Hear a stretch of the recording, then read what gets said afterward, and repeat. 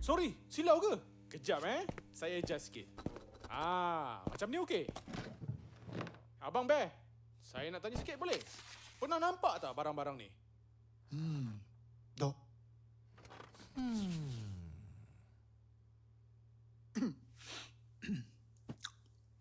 Habis haus ke?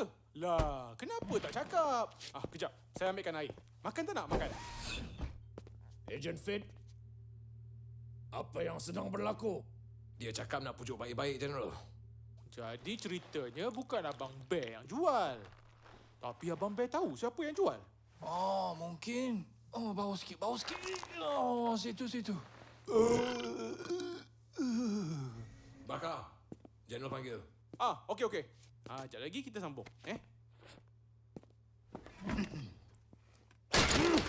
Masa main dah tamat. Bagi tahu aku. Apa yang kau tahu? Banyak benda aku tahu. CV2, CV3. Jangan lo yang buruk. Siapa yang bekalkan senjata tu? Mau ingat aku takut? Bini aku lagi backing.